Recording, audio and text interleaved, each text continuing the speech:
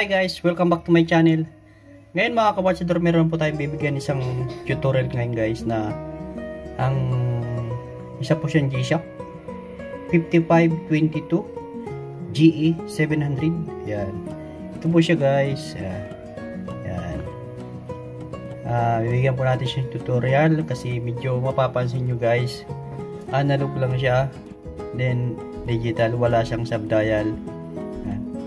Ngayon ang makikita nyo guys, adjust button, mode, start, and reset. Ito po yung reverse saka forward. Ito po yung ilaw. Yan, ito po yung light. Then ang unang gagawin nyo guys, pwede nyo ilipat. Palalabasin nyo guys. Punta po kayo sa ito, sa adjust button. Press nyo po siya 3 to 5 seconds. Hintayin yung isang click. Yan guys. Kung mapapasin nyo guys, yung handset 00, kailangan nyo po yung mapasenter nyo sa 12 o'clock. Pindutin nyo guys dito o dito, pabalik. Yan.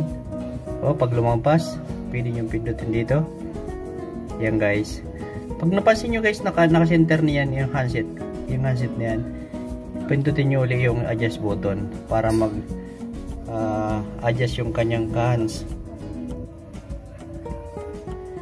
Bali ang oras niya ngayon guys ay pindutin nyo ulit guys yung adjust para hanapin natin yung country code. Yan, sa kabitiwan nyo guys, dito kayo pumunta sa reverse saka forward. Hanapin nyo ngayon ang same country code natin. Siyempre walang iba, Hong Kong. Hanapin nyo guys dyan. Lapit na yan. Lumabas na po yung HKG. And then punta kayo dito sa mode para hanapin, ilipat 12 hours. Pwede natin gawin 24 hours pero hindi pwede. Sa 12 hours tayo. Yan, 12 hours lang. Then punta ulit tayo sa mode button. Yan. Ito po yung oras niya. Ang oras niya po ngayon ay 7:50 PM. 7:50 PM. Yan, okay. Labasan 7. Adjust natin. Yan. Okay. Ito po yung second. Then punta tayo ulit. Lumabas po yung year.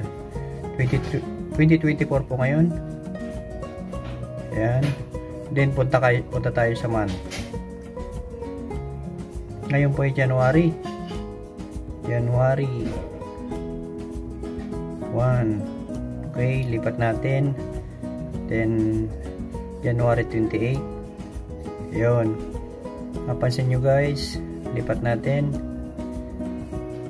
Yan, light 1. Yan guys, lumabas na yung kanyang country code. Ang oras nyo 7:51. Pwede nyo na pong pindutin tong adjust button. Automatic na guys yan. Yan. 7:51 or 52. Yan po ang oras niyan. Pinaka shortcut po yung ginawa natin. Mas madali. Kasi yung ibang G-Shock po meron sub-dial na mapapansin nyo dyan. Yan. Ayan na po. 7:52 ang oras niya. Stopwatch. May stopwatch siya. Time.